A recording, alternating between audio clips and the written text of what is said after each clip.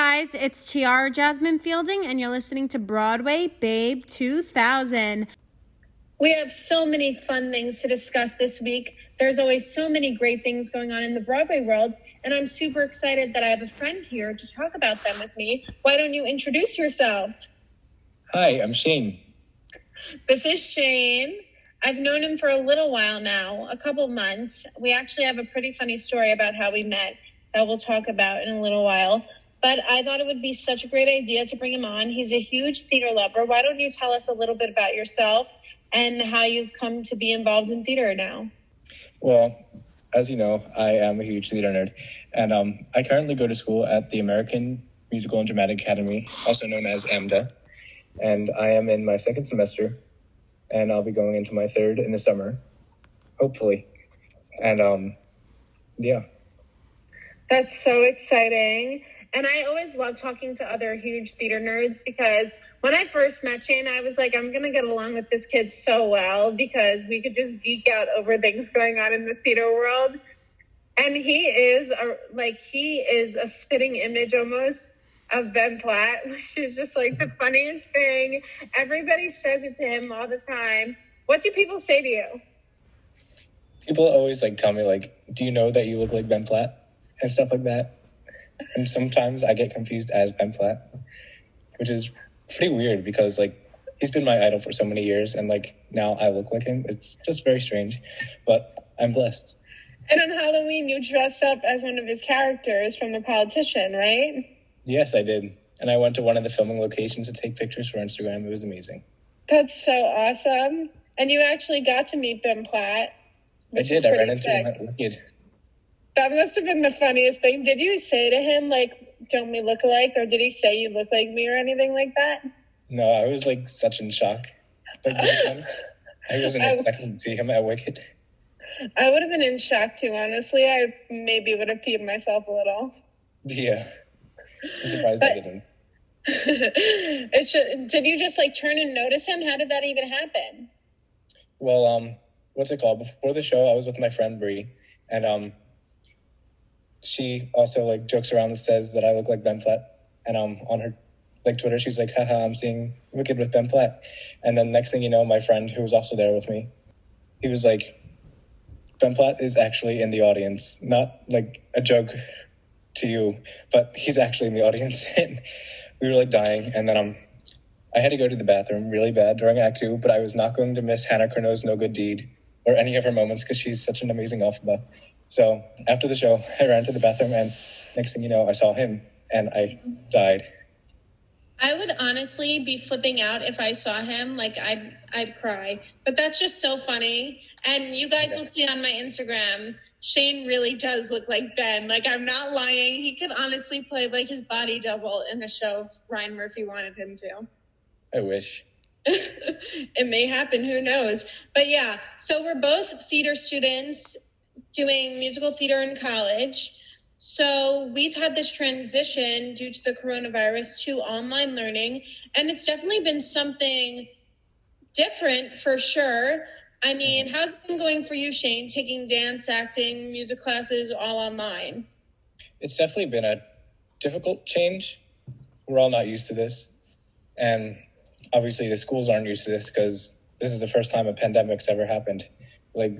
Broadway's never been closed for this long, ever. So I know, it's crazy. Adjusting to it is pretty rough, but it's pretty inspiring to see how people are adjusting to this new way of learning. So I've been doing self-tapes basically for my dance classes and everything, where I'll do a tape of me singing or dancing, and I'll send it in, and then they critique it and then send some reviews and stuff back. And then we'll adjust and learn from that way. That's awesome. That's definitely a creative way of learning new art forms, especially in dance, because I know I'm less skilled dancer. I'm more of a mover with a really great face to make up for the rest of the dancing. So it's definitely been interesting for me as well to learn on these type of platforms. I mean, voice lessons are pretty easy to do through FaceTime. You would agree, right? Just because you get feedback right away and stuff. Yeah, definitely. And it's just like more consistent than doing an acting class or like a performance over Zoom. Have you had to do those like where like everybody makes their screen black and like they close out, mute themselves, so just the people in the acting scene are like on? Yeah, we've done that. Isn't that so funny and interesting? Yeah, it is. Have there been any like times in your classes where things just like went haywire with that? Well, knowing technology, sometimes it always just crashes and everything. Mm-hmm. So sometimes we've been doing like scenes and we're in like the middle of a very emotional scene and Zoom just likes to crash. Zoom's like, peace out, I'm not working anymore. No, I totally get what you mean. It's definitely interesting and it's just crazy. Hopefully we'll all be back in New York City I mean, if it was my choice, I'd be in New York City right now. I wouldn't have came home at all. And it's probably the same for you. Yeah. You would have been in the Winter Garden right now, like protesting. Yeah, exactly. But yeah, it's just been crazy and hopefully things will get back to normal soon. I miss Broadway so much and it just breaks my heart to see all the sadness that this has brought upon, but it also uplifts me to realize how many great things have come out of this, how much creativity is coming out of this, and how much inspiration for our future is coming out of this. Wouldn't you agree? Mm-hmm. Yeah, seeing all these new kinds of like art forms coming out of quarantine is very inspiring. I mean, TikTok has just blown up. And I know we have TikToks. So many theater kids are getting popularity off of there. And I think it's so awesome that the theater community is so supported because people don't even realize they're using these sounds from shows like Heather's. Charlie and the Chocolate Factory has taken off on TikTok. Mm-hmm. And basically do you want to explain like to people who don't know TikTok, like what they're doing with these sounds? So basically like with these sounds, people are kind of like lip syncing and like putting like different I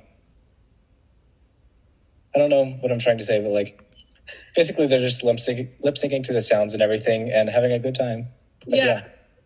And it's super funny because they're like, there's this one with Veruca Salt in Charlie and the Chocolate Factory, and it's like, Daddy, buy me North Korea. And like you see all these like famous people doing it. Little Huddy did it, who's like interesting in his own words, but it's just super funny.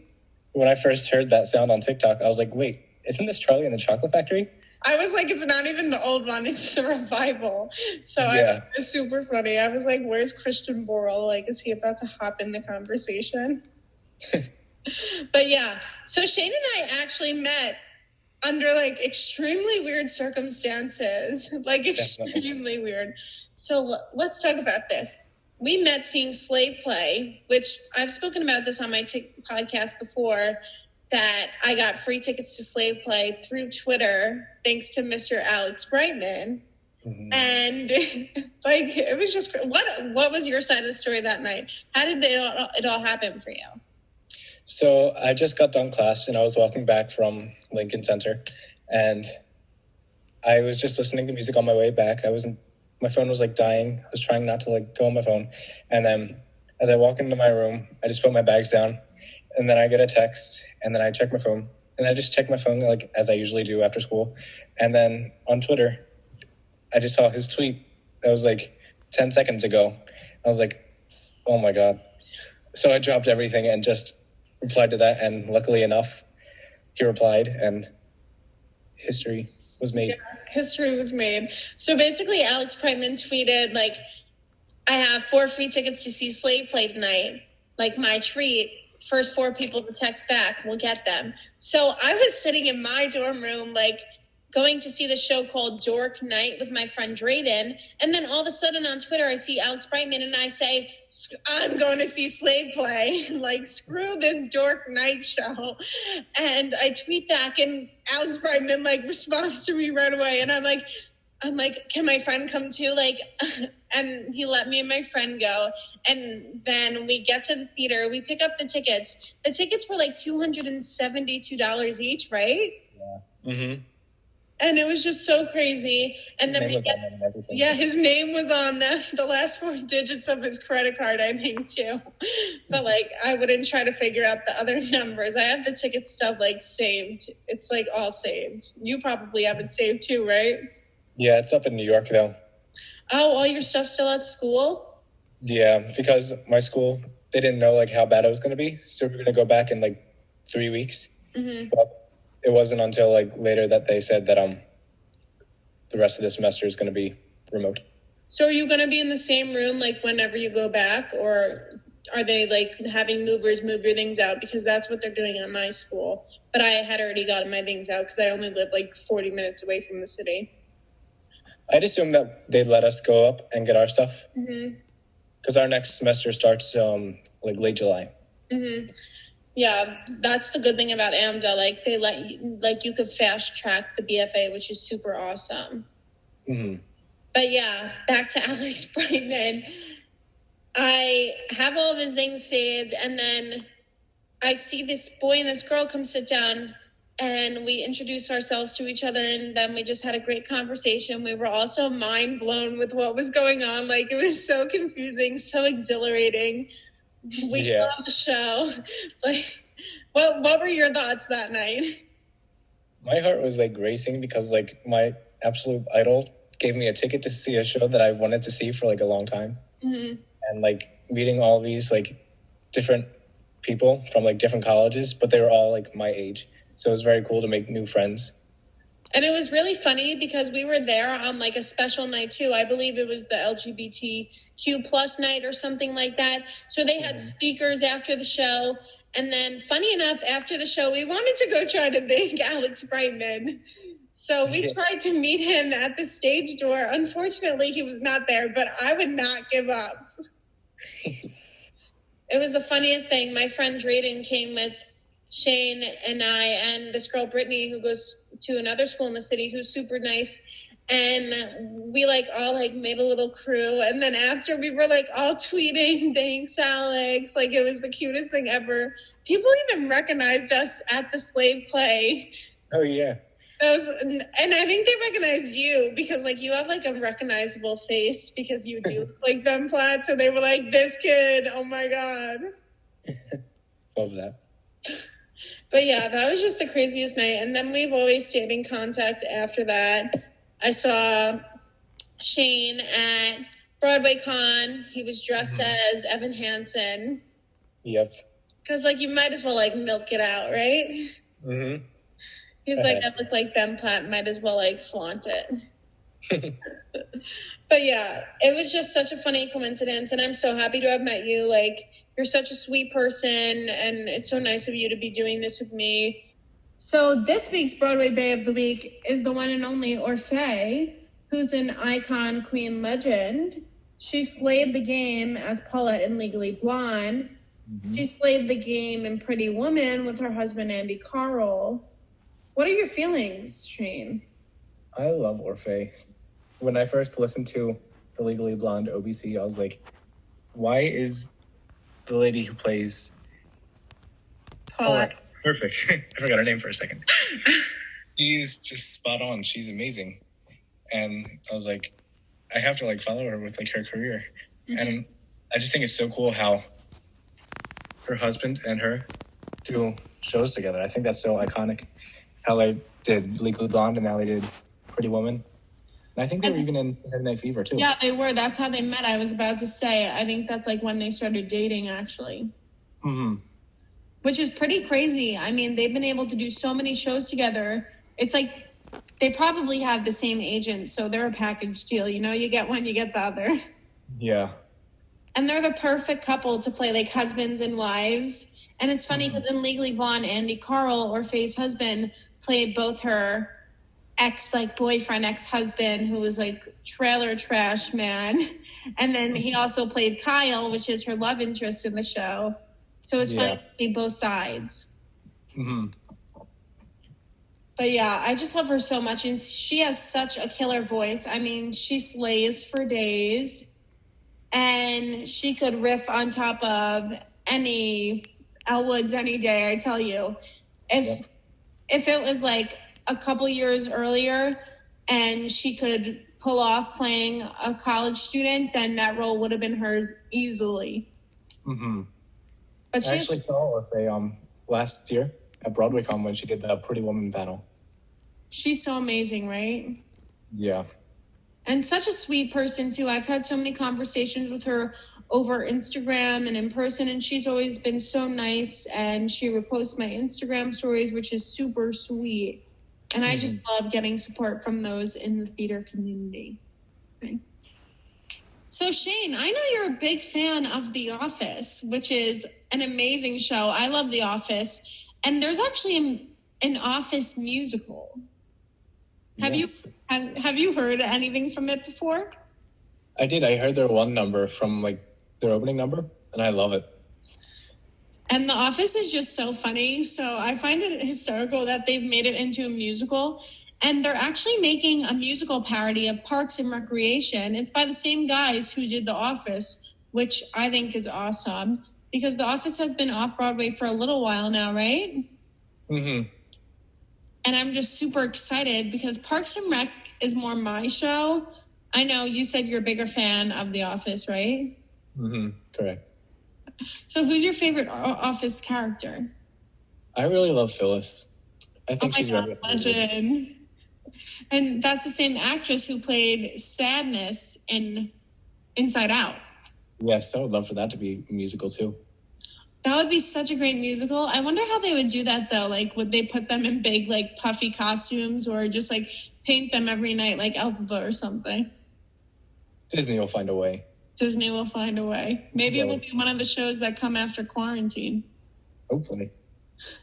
But, yeah, so Bob and Toby McSmith, the creators of the productions Friends, the musical parody, and The Office, a musical parody, revealed their next project will be Parks and Rec, the unauthorized musical parody. Currently in development, the musical will send off of the hit TV show and will be produced off-Broadway once theaters are able to reopen. And it's going to be really awesome. And I love Parks and Rec. I would obsess over this show. I would obsess over Chris Pratt for weeks. When I was 15, I would literally cry next to the TV wanting him to marry me. So if he was to come see this show, I'd freak out, but it's highly unlikely. Hopefully Amy Poehler sees it. Oh yeah, maybe her. Maybe Tina Fey will even go see it with her good friends that they are. Yeah, that theater's relatively close to the August Olsen where Mean Girls is playing too.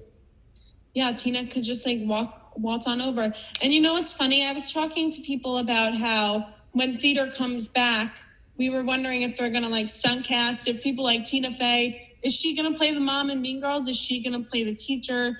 Because that would bring so much revenue and so many people wanting to drive to go to the theater, even though people are really scared about being in close spaces and close proximity with others. Do you think that that's something that they might do, stunt cast everything? Oh, yeah, definitely. I expect to see a lot of stunt cast when they come back. And I feel like Tina Fey and Mean Girls would be a brilliant stunt cast since she wrote it. It's not Cameron Dallas. Yeah. I'm glad Kyle's back, even though there's no Broadway right now. I know. You know who I feel bad for? The people that were supposed to open their shows right as COVID-19 really hit New York City. Six was supposed to open the night Broadway closed. Fortunately, I did get to see it. And Sing Street. What did you think of Six? You loved it, right? This was incredible. I've been waiting to hear that or see that show for over a year. So seeing it was very surreal. And one of the actresses has been showing up to your classes, right? Which class? Well, she hasn't been showing up to my classes, but she hasn't. Zooms. Oh, the Zoom classes. So, she's actually an actress from the West End, and she offers some Zoom classes from over in London, over Zoom, where she teaches some choreography from the shows and everything. And yeah. That's so awesome and so sweet of her. That must have freaked you out the first time. Did they tell you she was going to be in the class, or did she just happen to pop up? She was the one who did the class. We signed up for her. You signed up for her class. Mm-hmm. I wasn't sure if it was your acting class and then the teacher had a random girl show up and you were like, oh my God, that's her. Oh no. And what's her name? Her name is Amy Atkinson. She's Catherine Howard. That's so awesome. I love that show so much. People like Sabrina Carpenter, who is more of a pop singer, who just opened as the new Katie in Mean Girls. She didn't get a long opportunity, and now her contract is over. So I bet they're going to make circumstances where she'll be able to come back to the show and perform again and stuff like The Music Man that was supposed to open in June, which I know you have mixed feelings about, Shane. Yeah. Was supposed to open in June with Sutton Foster and Hugh Jackman. Like, they probably are contracted in for at least a year and a half because that would be a new show and they would be up for awards and stuff, I'm assuming, just because they're very big names in the industry. So I wonder how that's going to go. What do you think? I'm not too sure. I think they're still going to, like, open up. I'm pretty sure it was a fall opening. Mm-hmm. But, yeah, I think that next year's Tony Awards will be great. Mm-hmm. If they figure out what they're doing with this year's Tony Awards. Yeah, it's really crazy because there's so many rules and regulations with the Tonys, and half of the shows that would have been considered didn't even open. Mm-hmm. So award shows like the Drama Desk and a bunch of off-Broadway award shows have still taken place and still nominated the shows that were supposed to open, I guess, because that's just like the right moral thing to do, nominate the shows even though they didn't open because these are such unusual circumstances. Mm-hmm. I know Broadway will come back. What are you looking forward most to once things get back to normal? Just seeing shows. I'm looking forward to getting back into my routine up at school and learning and trying to be the best performer that I can be. And of course, seeing shows. Which show are you most looking forward to seeing? I think I have to go back and see 6 again because it was just so good the first time. Need to go again. Yeah, that show is so amazing. It was, to me, it felt more like a stage concert, but it was definitely like, I was like in the feels. I didn't expect some of the things that were like darker in the show. So I really appreciated the colors. Yeah. Listening to like the album, you didn't really hear like all of like that, like different like tones that they have throughout the whole show. But when you see it in person, then it brings it all into like a whole different light. Yeah, there's more depth. You see their like raw emotion and the meaning behind it through physicality, which is something we learn in theater classes. And it's really awesome to see that perform and preserved on stage. Mm-hmm. Yeah. But I'm just excited for things to get back to normal. I'm excited to go back to New York City and see a show with you. And what show should we see? Are we going to protest outside of the Winter Garden? I don't know. We might. I remember we were all planning to go see Beetlejuice together. Yeah. But now it's not going to happen. Unless we see it on tour. Shane loves Beetlejuice so much, and we're so sad that now it's officially closed. Okay, let's talk about one more thing that's like juicy topic. What do you think happened with Sophia Anna Caruso? I'm not really sure. I mean, the website says that she left to go pursue a film career, but I feel like they should have announced that like beforehand. Yeah, like it was official announcement. Her last performance was like a week before she posted that. So I thought that was like pretty fishy. But like for such a big star, they usually make an announcement like, oh, we're going to miss you so much. It just happened very quick, but Perez really came in. She did the thing. She replaced her. I wonder who they were going to have like as the full replacement because they were supposed to announce that like the next week and then Broadway closed. Yeah, that's what I was wondering. Maybe we could like give some big Broadway. Let's give Scott Rudin a call. Yeah. Hey, Scott. So who is going to take over? But yeah, it's just crazy. And maybe we will go see Beetlejuice on tour. Maybe in Buffalo or something. We'll take a road trip. Mm-hmm. Road trip. If not, we could go see Sing Street. I had tickets to see the first preview. I had tickets for them too, and they got taken away. Like they gave me my money back, but did you get like the $40 tickets? Yeah. Me too. That's so funny. I would have seen you and I would have been like, oh my gosh, Shane, long time no see. What a coincidence. What a coinky dink. But yeah, I want to thank you so much for coming on the show. I'm so excited to get back to New York City with you and all my other friends, continue to explore musical theater and our career paths, because I know we're both super passionate about that stuff and our dreams will come true one day. Mm-hmm. And if anything, you got Ben Platt's looks, so you already checked off a couple boxes there. But yeah, I just want to thank you so much. I want to thank, do you have any last words or anything you want to plug or anything, your Instagram? Go follow my TikTok. What's your TikTok username? Shane, SHANE, MCB. He has a pretty funny Twitter too. Do you want to plug your Twitter? Yes, it's at Ready, Set, Not Yet, like the third song in Beetlejuice.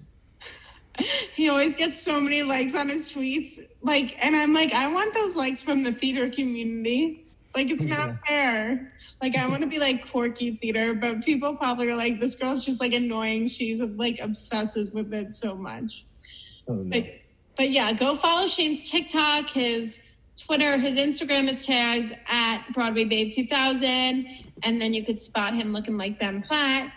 But I want to thank you guys so much for listening. As always, you're a great audience, and I'll talk to you guys next week. Bye. Goodbye.